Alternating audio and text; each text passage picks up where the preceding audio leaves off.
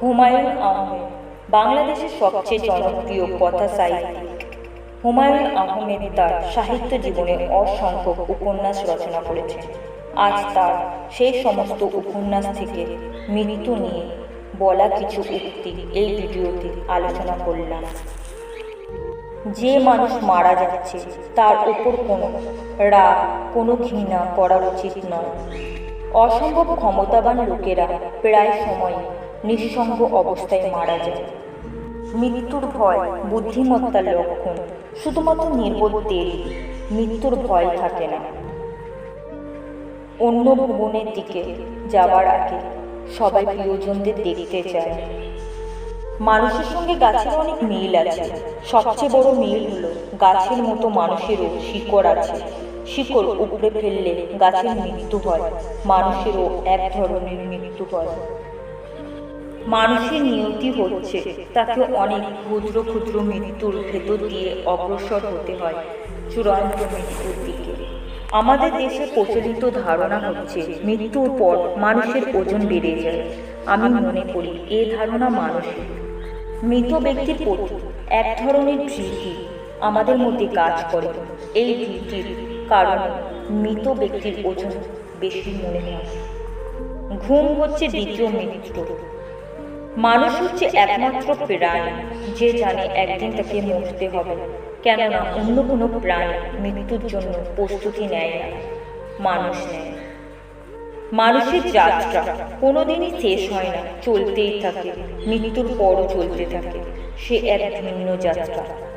সব মৃত্যুই কষ্টের, সুখের মৃত্যু তো কিছুই নেই। সাহসী মানুষেরা একবারই মারা যায়, ভীতুরা মৃত্যুর আগে বহুবার মারা যায়। দুঃখ কষ্ট সংসারে থাকে, দুঃখ কষ্ট নিয়ে বাঁচতে হয়। জন্ম নিলে মৃত্যু লেখা হয়ে যায়। মৃত্যু হচ্ছে একটা শাশ্বত ব্যাপার, একে অস্বীকার করার কোনো উপায় নেই। আমরা যে বেঁচে আছি এটাই একটা মিরাকেল। দুঃখ কষ্ট সংসারে থাকে, দুঃখ কষ্ট নিয়ে বাঁচতে হয়। জন্ম নিলে মৃত্যু লেখা হয়ে যায়। মানব জীবন অল্প দিনের, এই অল্প দিনেই যা দেখার দেখে নিতে হবে। মৃত্যুর পর দেখার কিছু নেই। ঈশ্বর যদি কাউকে মারতে চান তাহলে কি তার কোনো আয়োজন করার প্রয়োজন আছে? তাহলে মূর্তি কিসের ভয়? একবারই তো মরতে হবে। বিবাহ এবং মৃত্যু এই দুই বিশেষ দিনে লতাপাতা আত্মীয়দের দেখা যায়, সামাজিক মেলামেশা হয়, আন্তরিক আলাপ হয়। মানুষই একমাত্র প্রাণী যে পুরোপুরি সফল জীবনযাপন করে আফসোস নিয়ে মৃত্যুবরণ করে। যে বাড়িতে মানুষ মারা যায় সেই বাড়িতে মৃত্যুর 8 থেকে 9 ঘন্টা পর একটা শান্তি শান্তি ভাব চলে আসে। আত্মীয় স্বজনরা কান্নাকাটি করে চোখের পানির স্টক ফুরিয়ে ফেলে। চেষ্টা করেও তখন কান্না আসে না, তবে বাড়ির সবার মধ্যে দুঃখী দুঃখী ভাব থাকে। সবাই সচেতনভাবে হোক বা অচেতনভাবে হোক দেখানোর চেষ্টা করে মৃত্যুতে সেই সবচেয়ে বেশি কষ্ট পেয়েছে।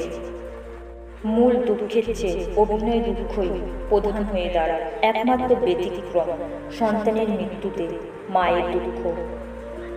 আসল রহস্য পদার্থবিদ্যা বা অঙ্কে না, আসল রহস্য মানুষের মনে। আকাশ যেমন অন্তহীন, মানুষের মন ও তাই।